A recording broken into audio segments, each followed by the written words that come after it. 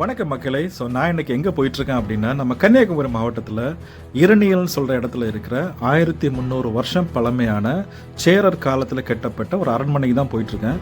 இந்த அரண்மனை ஆக்சுவலாக பல காலகட்டத்தில் அது வந்து ரொம்ப பாலணிஞ்சு போனாலுமே இப்போ அதை வந்து திருப்பி அதை கட்டிகிட்டு இருக்காங்க. ஸோ நான் ஃபுல்லாக சுற்றி காமிக்கிறேன், ரொம்ப நல்லாயிருக்கும் அது. இப்போ நீங்கள் பார்த்துட்டு இருக்கிற இந்த அரண்மனை எங்கே இருக்குது அப்படின்னா, நம்ம கன்னியாகுமரி மாவட்டத்தில் தக்கலைன்னு சொல்கிற இடத்துல இருந்து கிட்டத்தட்ட 6 கிலோமீட்டர் தூரத்தில் இருக்கிற இரணியல் சொல்கிற இடத்துல இருக்குது. இந்த அரண்மனை வந்துட்டு 7ஆம் நூற்றாண்டுலேருந்து 16ஆம் நூற்றாண்டு வரைக்குமே இது பயன்பாட்டில் இருந்திருக்கு. கடைசியாக இந்த அரண்மனையில் இருந்து ஆட்சி செஞ்ச மன்னர் யார் அப்படின்னா, உதய மார்த்தாண்டவர்மா அப்படின்னு சொல்கிற அந்த மன்னர் ஆட்சி பண்ணியிருக்காரு. இது வந்து ஆக்சுவலாக வேணாடுன்னு சொல்கிற அந்த கிங்டமோட தலைநகரமாகவும் இது பயன்பாட்டில் இருந்திருக்கு.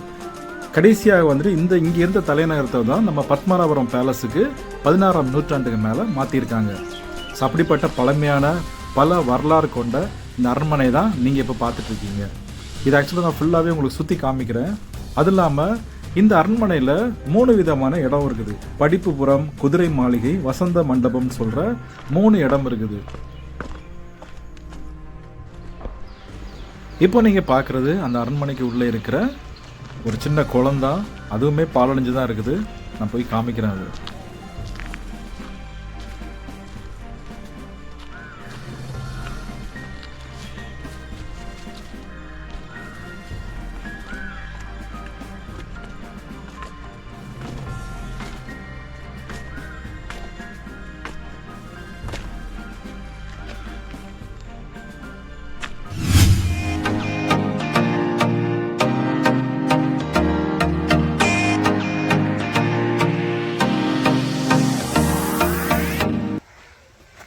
இப்போ நீங்கள் பார்க்குறது அந்த பேலஸோட என்ட்ரன்ஸு.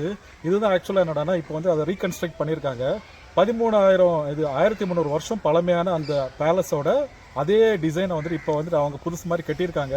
ஆனால் அந்த காலத்தில் உள்ள கட்டிடக்கலை அதே டிசைனில் அப்படியே பண்ணியிருக்காது அந்த பேலஸ் தான் இது.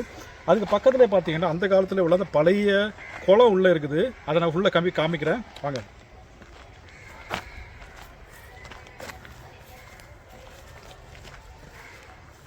இதுதான் நீங்கள் அந்த குளம். இது ஆக்சுவலாக அந்த காலத்தில் அந்த கல்கட்டோட அப்படியே இருக்குது. நம்ம உள்ளே போய் பார்க்கலாம் அந்த குளத்தை.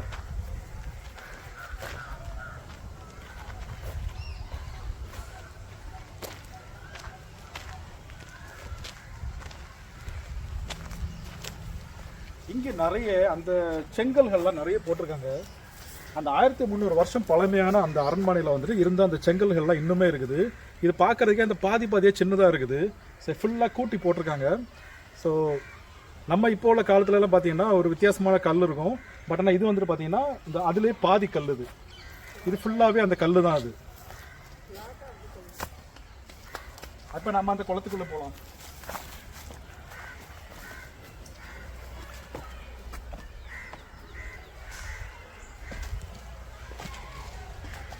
இப்போ நீங்கள் பார்க்குறது தான் அந்த குளம். அது சுற்றியுமே பார்க்குறதுக்கு ரொம்ப பாலடைஞ்ச மாதிரி தான் இருக்குது.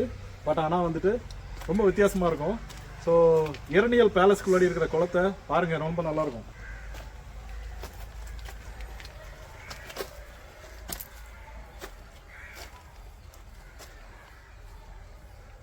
இப்போ நாம் அந்த பேலஸோட உள்ளே ஏறி பார்க்கலாம். ஆக்சுவலாக மாடியும் இது வந்து 2 மாடி மாதிரி இருக்குது. ஸோ உள்ளே போயிட்டு கீழேயும் போயிட்டு மேலேயும் போய் நம்ம பார்க்கலாம்.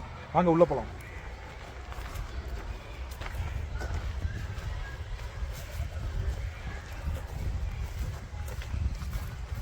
இதுதான் அந்த அரண்மனையோட என்ட்ரன்ஸு. நம்ம உள்ளே ஏறி பார்க்கலாம்.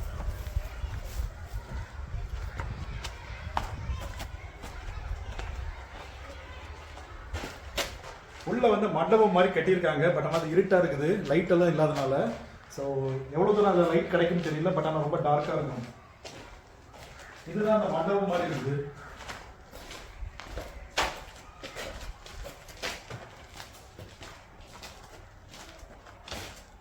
அப்படியே நம்ம உள்ளே வந்தோம் அப்படின்னா இது வந்துட்டு அந்த பேலஸ் வந்து கட்டிட்டு இருக்காங்க. ஸோ உள்ளுக்குள்ளாடி இந்த வேலை நடந்துட்டு இருக்கனால அந்த வேலை செய்யறதுக்காக கட்டி வச்சிருக்கிறது எல்லாமே அப்படியே இருக்குது. ஆனால் ரொம்ப வித்தியாசமாக இருக்குது பார்க்குறதுக்கு. அப்படி நம்ம உள்ளே போய் மேலே ஏறி பார்க்கலாம். இப்போ நம்ம உள்ள ஃபுல்லாக பார்த்துட்டு அப்படி நம்ம மேலே ஏறி போயிடலாம். மேலேருந்து இந்த இடம் எப்படின்னு சொல்லி காமிச்சு தரேன். ஸோ வாங்க அப்படி நம்ம மேலே போகலாம். இது ஆக்சுவலாக உடனில் ஸ்டெப்ஸ் வச்சுருக்காங்க, அதுலேயே நம்ம மேலே ஏறி போகலாம்.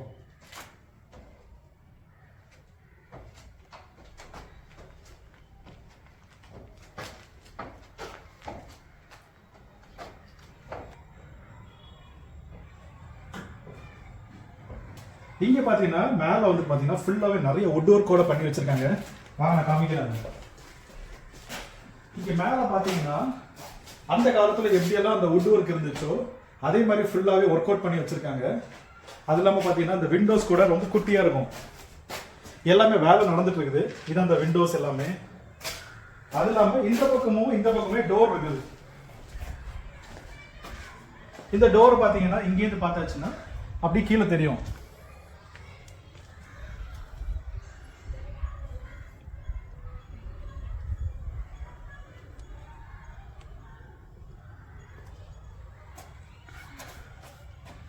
அப்படியே இந்த பக்கம் பார்த்தாச்சுன்னா இது வந்துட்டு அந்த பேலஸோட வெளி வியூ தெரியும். அப்படி இந்த பக்கம் வந்தோம் அப்படின்னா இங்கேருந்து பார்த்தீங்கன்னா அதோட வெளிப்புற தோட்டம் தெரியும்.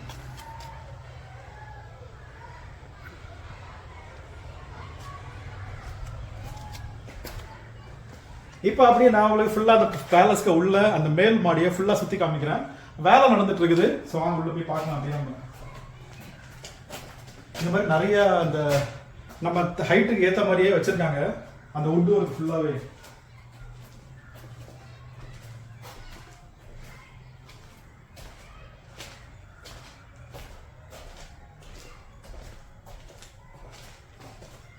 ஸோ சுற்றியுமே பார்த்தீங்கன்னா ஃபுல்லாகவே இதுதான் மேலே மாடியில்.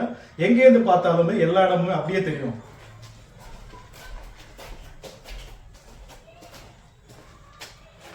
ஓகே, அப்படி நம்ம கீழே போயிடலாம். ஸோ இதுதான் வந்துட்டு இந்த பேலஸோட இப்போ கட்டியிருக்க அந்த ஃபுல் செட்டப் இதுதான். ஸோ இது வேற என்னெல்லாம் இருக்குன்னு சொல்லி நான் காமிக்கிறேன். ஸோ வாங்க உள்ள போகலாம்.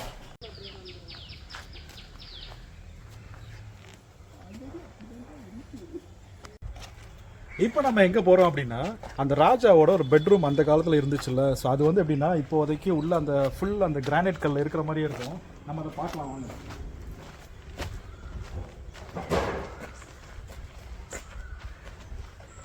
அதுக்கு போகிற வழி பார்த்தீங்கன்னா இப்படி தான் இருக்கும்.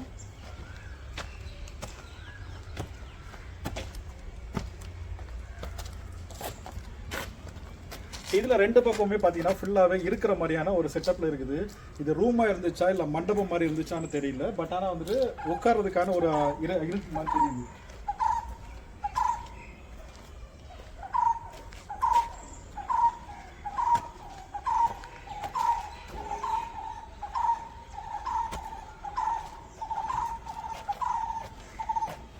இப்போ நீங்கள் பார்க்குறதா அந்த ராஜாவோட அந்த பெட்ரூமில் இருக்கிற அந்த பெட்.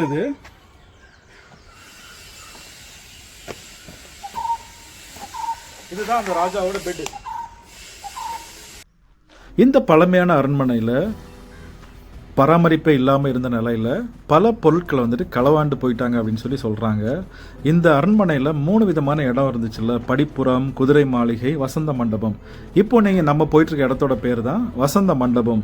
இந்த வசந்த மண்டபம்னு சொல்கிற இடத்துல வந்துட்டு 8.5 அடி நீளமும் 4.5 அடி அகலமும் கொண்ட ஒரு பளிங்கு கல்லாலான ஒரு பெட் படுக்கை இருக்குது. இந்த படுக்கையில் தான் மன்னர்கள் தூங்குவதாக சொல்கிறாங்க.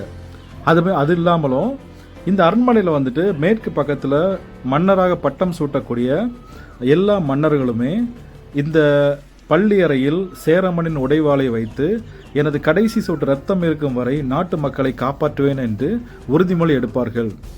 இதுக்கு வாள் வச்ச சத்தியம் என்று பெயர். ஸோ அந்த சத்தியத்தை எடுக்கிறாங்கள உறுதிமொழி, அதோட பேர் வந்துட்டு வாள் வச்ச சத்தியம் அப்படின்னு சொல்கிறாங்க. ஸோ அவ்வளோ விஷயம், பழமையான பாரம்பரியமான நிறைய விஷயங்கள் இருக்கிற அந்த அரண்மனையை தான் நம்ம இப்போ பார்த்துட்ருக்கோம். இந்த பளிங்கு கல்லாலான இந்த படுக்கறையில் பார்த்தீங்கன்னா இந்த படுக்கையில் வந்துட்டு ஃபுல்லாகவே பார்த்தீங்கன்னா நிறைய சிற்பங்கள் இருக்குது. சிற்பக்கலைகள் நிறைய பண்ணி வச்சுருக்காங்க. இந்த பக்கமும் இருக்கும், அது இல்லாமல் அந்த பக்கத்துலேயுமே அது இருக்குது. அப்புறம் பெட்டுக்கு கீழே அந்த படுக்கையோட கீழே சைடுலேயுமே நிறையவே அவங்க செதுக்கி வச்சுருக்காங்க. அது இல்லாமல் இந்த அரண்மனையே பார்க்குறதுக்கு ரொம்ப சிம்பிளாக தெரிகிற மாதிரி இருக்கும். பட் ஆனால் படிக்க நிறைய விஷயங்கள் அந்த அரண்மனையில் இருக்குது. ஸோ உங்களுக்கு டைம் இருக்குன்னா படித்து பாருங்கள். ஸோ இது மாதிரியே நிறைய வீடியோவில் நம்ம மீட் பண்ணலாம். ஸோ இந்த அரண்மனையை ஃபுல்லாகவே நான் சுற்றி பார்த்துட்டேன். என்னால் முடிஞ்ச அளவுக்கு நான் எடுத்திருக்கேன். பட் ஆனால் எவ்வளோ தூரம் நான் சொல்லியிருக்கேன்னு எனக்கு தெரியல. பட் உங்களுக்கு இதை விட நிறைய விஷயம் தெரியணும் அப்படின்னா அதை பற்றி நிறைய படித்து பாருங்கள், ரொம்ப நல்லாயிருக்கும். ஸோ விசிட் பண்ணலை அப்படின்னா ஒன்ஸ் விசிட் பண்ணி பாருங்கள். அநேகமாக சீக்கிரமாகவே அந்த வேலை முடிஞ்சிருச்சு அப்படின்னா அதை ஓப்பன் பண்ணுவாங்க. ஸோ அது இப்போ ஓப்பன் பண்ணதுக்கப்புறம் பார்க்குறதுக்கு இன்னும் ரொம்பவே நல்லாயிருக்கும். ஸோ தேங்க்யூ ஃபார் வாட்சிங் this video. Keep supporting. Thank you and by from Jackson.